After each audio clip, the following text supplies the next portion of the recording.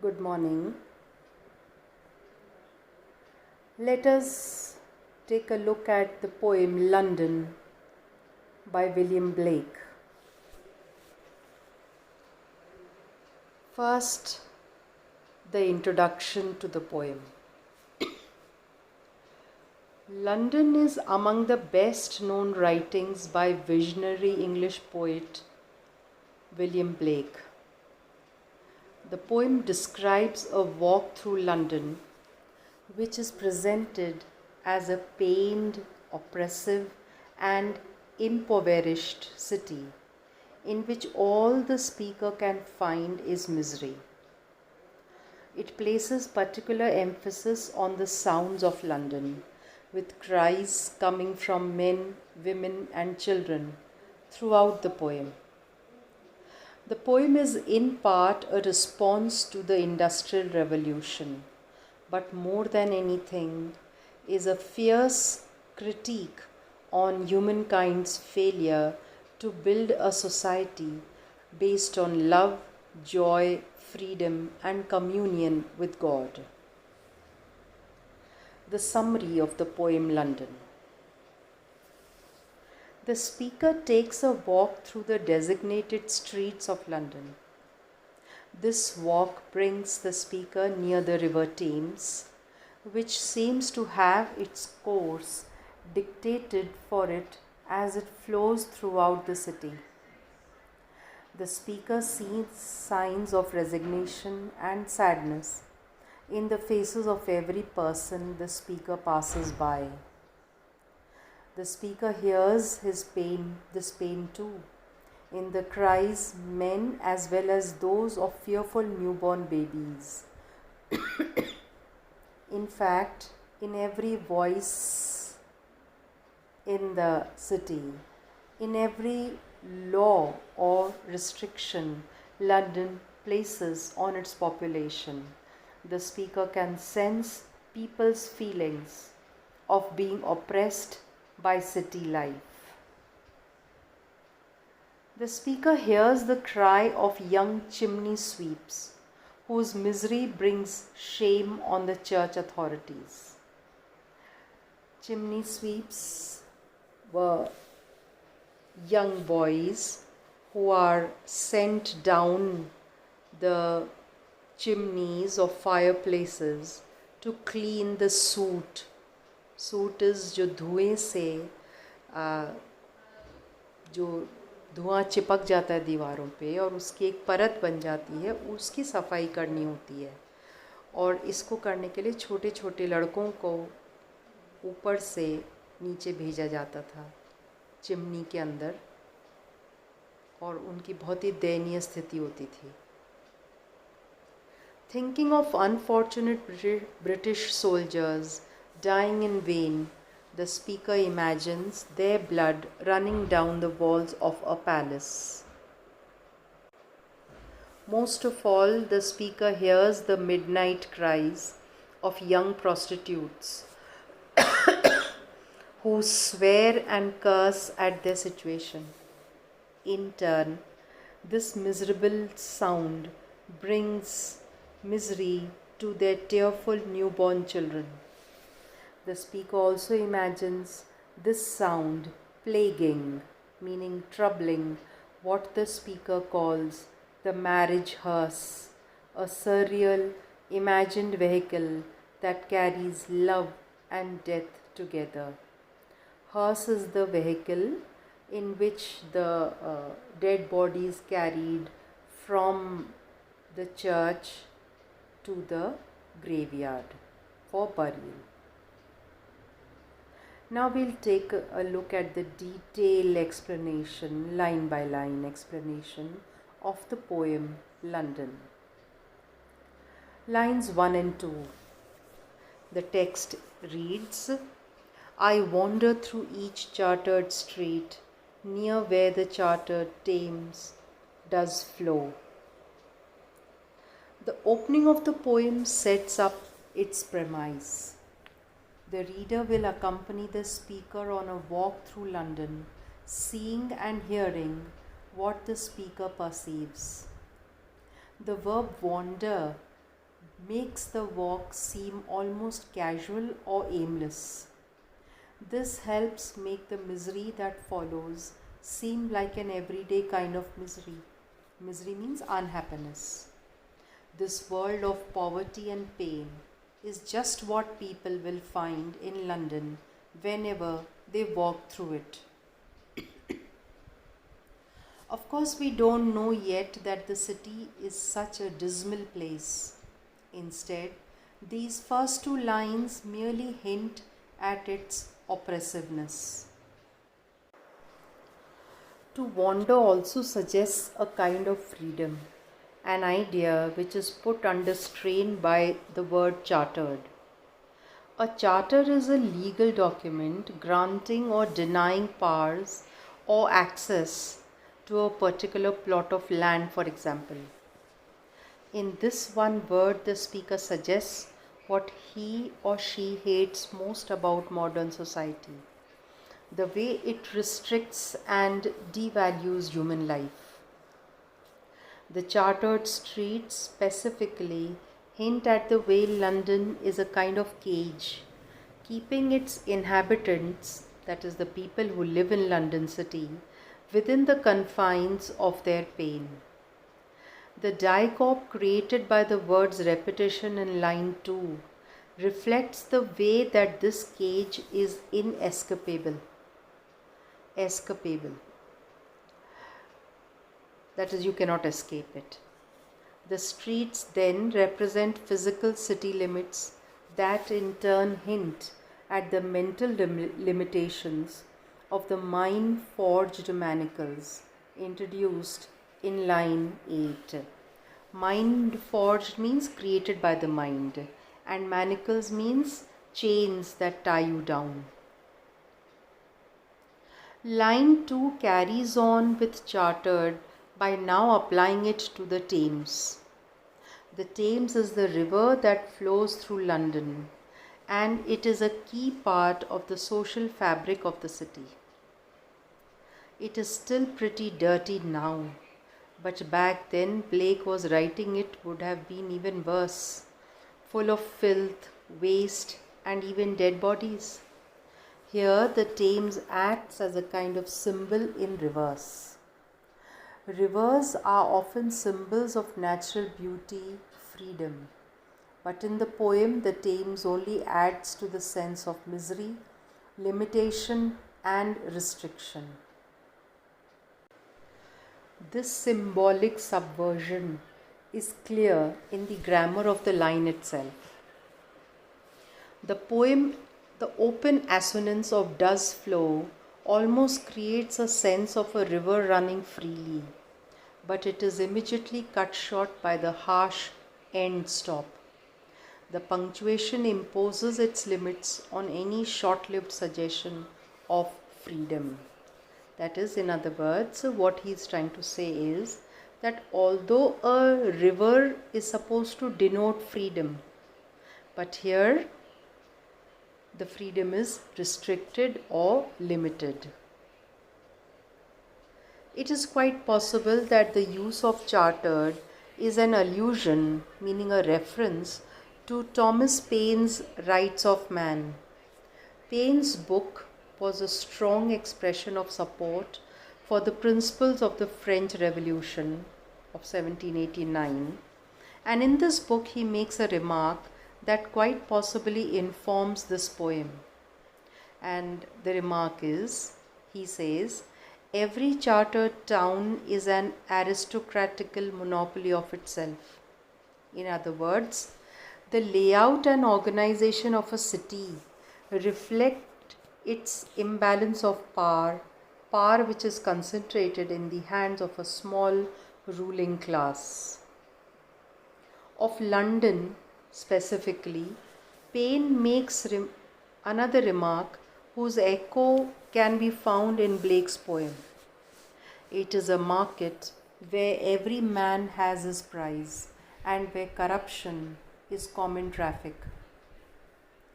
Worth noting here is that the poem's first draft, both instances of chartered read dirty instead. Chartered must have seemed to better reflect the specific points about London's oppression that Blake wanted the poem to make. Lines 3 and 4. And mark in every face I meet marks of weakness, marks of woe. Lines 3 and 4 start to introduce the speaker's perceptions as he or she walks through London. In essence, the speaker finds a city overflowing with misery and pain, weakness and woe. The speaker does not just find this in some faces, but in every face. There is something about London itself, then, that must impose these conditions on its people. And London is too strong and powerful a beast, meaning an animal, for any one individual to resist, apart from those in positions of wealth and power, perhaps. The use of mark is important in these lines. In line 3, it functions as a verb that means notice.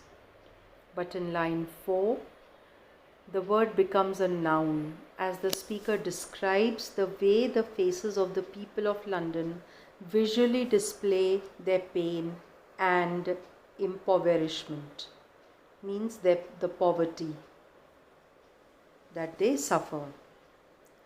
This use of antonic chassis helps develop the sense that everyone is marked by London's oppression. All the regular folk that live there have to suffer under the city's conditions. The repetition of mark also subtly separates the speaker from those he or she is passing by. The speaker stands apart in order to notice their misery. Or if we understand that first mark in the sense of mark as to label or leave a mark on something, the speaker is in part responsible for these city dwellers' misery, pain and suffering, in other words.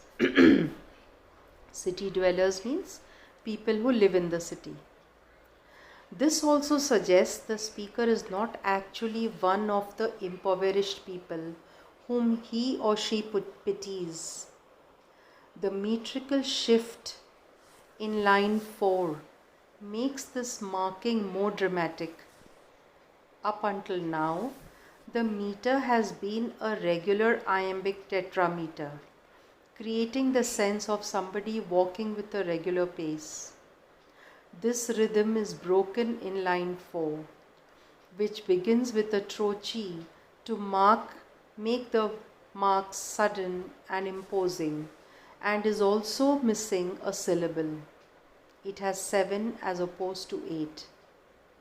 This reflects the way that the pained faces of the Londoners have impeded upon the speaker's steady pace, causing the speaker to stumble.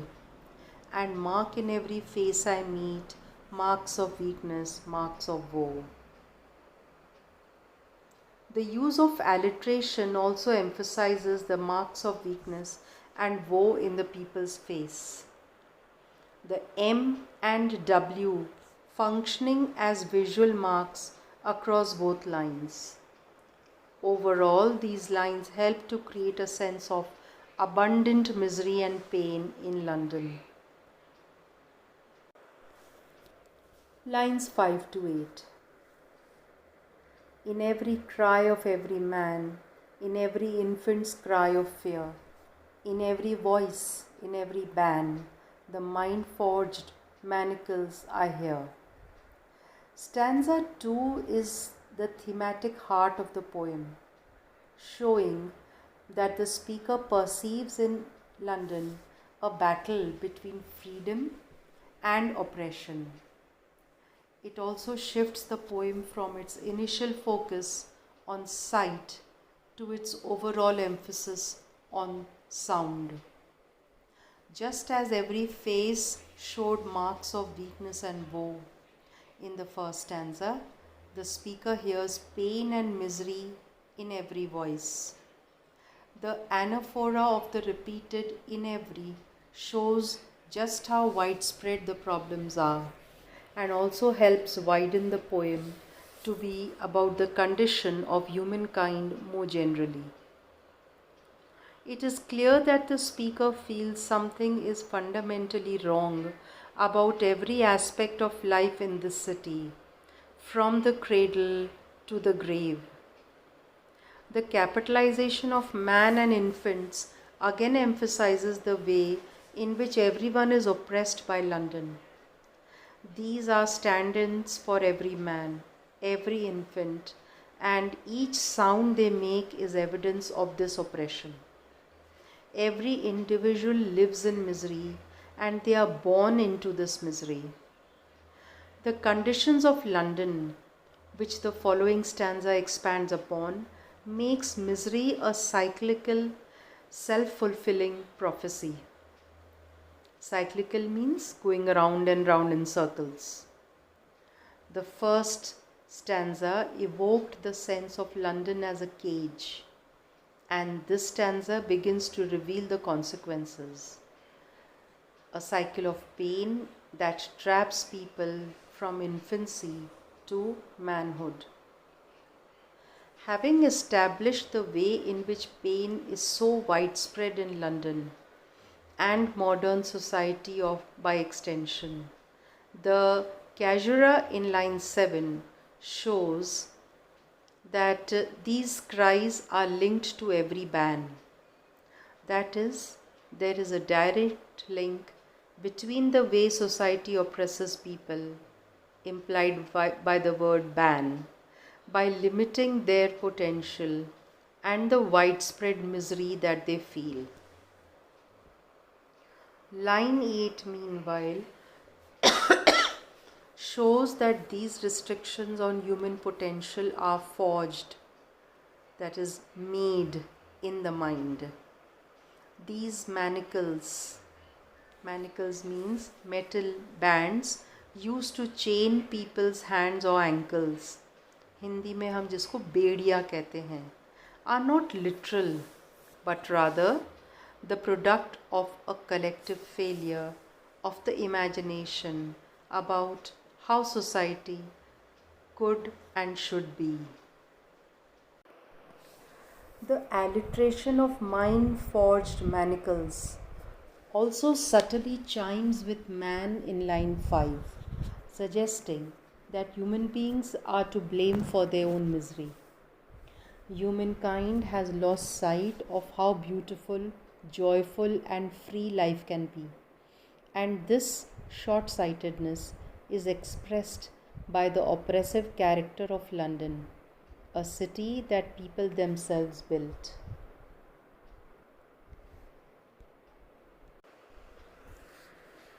Lines 9 to 10. How the chimney sweepers cry, every blackening church appalls. The third stanza is a kind of catalogue of misery and pain, providing the concrete evidence to back up the claim made in the second stanza, that London is shackled, meaning tied down, by mind-forged manacles. In a touch of poetic mastery, the last word of the previous stanza here provides the form for this stanza. This third stanza is an acrostic with the first letters of each line spelling out that very same word, meaning here. This imperative verb, concealed in the poem's form, is a kind of imprisoned plea for help that asks the reader to acknowledge the level of suffering in London and to respond accordingly. Lines 9 and 10 talk about the specifics of the oppression that happens in London, both in the way it plays out in people's daily lives and which authorities might be responsible for it being there in the first place. Chimney sweepers were people employed to clean the soot from chimneys. Soot is जो धुआं निकलता है और जब धुएं की जो कालिक होती है उसको सूट कहते हैं. And because those chimneys were small and narrow, it was often children that were forced into cleaning them. This is an economic oppression that robs children of their childhood, forcing them into the adult world of work and the terrible health problems that came with this particular job. Blake believed that people are born with everything they need to live a happy, joyful, and spiritually fulfilled life, but that the adult world, as it is, corrupts them from an early age. That idea is definitely at play in these lines. Line 10, syntactically speaking, is part of the same phrase as line 9. These lines are connected via enjambment, and in a sense, they are saying that the misery of chimney sweepers brings shame upon the morally dubious, blackening church governance. Dubious would be doubtful. The official church, that is the Church of England, played a big role in society at the time Blake was writing, supposedly tasked with administering care and accommodation to those forgotten by the society, such as orphans, जिसे हम हिंदी में अनाथ कहते हैं. But the clear implication here is that the church has failed its society. It imposes economic, legal, and social restrictions on people and fails to empower them to live full, free, and healthy lives. Furthermore, economic hardship often forced families to sell children into the chimney sweep profession. The poem then is taking aim at the collective failure to cherish life, showing that this failure is part of the reason why children are put in such a perilous condition. The church is supposed to act as a moral and spiritual guide, but all the evidence here points to its inadequacy and ignorance. Lines 11-12. And the hapless soldier's sigh runs in blood down palace walls. Lines 11 and 12 continue to consider the conditions and sources of oppression put forth in lines 9 and 10. Like the chimney sweeper, the soldier is an oppressed figure. His oppression, however, stems from the palace, which metonymically represents the authority of the state, that is, the British monarchy. Facing the difficult economic circumstances of London, the soldier is forced to exchange the value of his life for a wage. Wage means salary. In essence, he has to sell his body in order to survive, just as this chimney sweep, and in a more explicitly obvious way, the prostitutes of London have to. And just as the chimney sweepers of London make a crying sound, the soldiers have their own vocalization of misery. They sigh. The sibilance in hapless soldiers' sigh. Sibilance means the repetition of the sound of S letter. Actually sounds like someone exhaling, meaning breathing out, bringing these lines to sonic life. But it's not immediately obvious that the source of this sigh actually is. What the source of this sigh actually is. It could be sheer exasperation, the soldier tired of the conditions that London life imposes on him, or it might be the sound of his last breath when he dies in some remote battle, sent there by the distant kingly authorities. Line 12 seems to back up the second of these interpretations. The soldiers sigh, in a weird twist of poetic imagination, runs down the walls of the palace in blood. This line is also sibilant in runs, palace, and walls, continuing the sonic link with the soldier's sigh. This pins down the palace as the site of responsibility for the soldier's misery, meaning pain and sorrow, unhappiness, and clearly marks the state as the oppressive authority. Furthermore, the metaphorical presence of soldiers' blood on the palace walls suggests that the palace owes its existence to the soldiers' bodily sacrifice. The building is literally constructed by their deaths. This critique of warfare strongly suggests that human conflict is nothing more than a waste of human life. The soldier is, of course, a violent figure himself, but the strong suggestion here is that this violence is a kind of cycle brought about by the way society organizes and conceives of itself, meaning imagines itself, the result of these mind forged manacles. Lines 13 to 16. But most through midnight streets I hear how the youthful harlots curse, blasts the newborn infant's tear, and blights with plagues the marriage hearse. The final stanza takes the poem towards its bleak conclusion. Now the speaker relates what he or she hears at midnight on the streets of London. Midnight carries with it the suggestion of the witching hour, the most supernatural time of night, which implies that London's oppression is a kind of spell. This ties in with the mind forged manacles being a form of psychological control.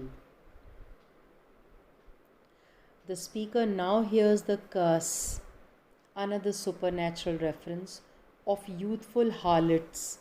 A harlot is a sex worker, a woman who sells her body for sex to men. These are young women forced into prostitution by the difficult circumstances of the urban environment. In order to survive, they have to sell their bodies. In doing so, they are like the chimney sweepers and soldiers, who must also exchange their bodies for a chance of survival. The emphasis on the youthfulness of the prostitutes doubles down on the idea that the oppression of London is a cyclical trap, one that it is impossible to escape from the cradle to the grave. This cycle of misery is then foregrounded by the second mention of infants. These are the children of the youthful harlots, who by no fault of their own are born into the heart of London's pain and impoverishment. Before they even develop faculties for understanding and perceiving the world, they are deeply affected by the pained cries of their mothers. The assonance of A sounds between harlots, blasts, and infants, which links the three together conceptually, has a violent loudness to it that calls to mind shrieks, meaning loud cries of psychological and physical pain.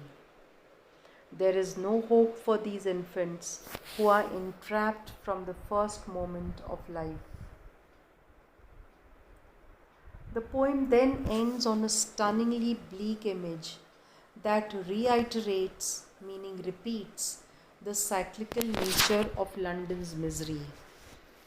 Blake uses an oxymoronic image, the marriage hearse, which ties together two different things. Marriage is supposed to be an expression of love, which is so notable for its absence in the poem, but here is intimately linked with death, represented by the hearse.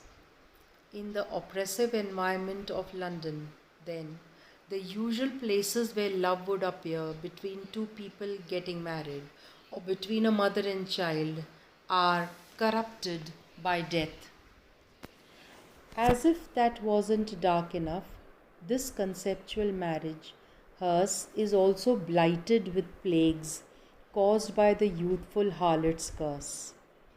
This is partly suggestive of venereal disease, the kind that young women in the sex profession were helplessly exposed to. Blight alliterates with blasts, meaning the sound of B, the letter B is repeated, reinforcing the suggestion of violence and pain.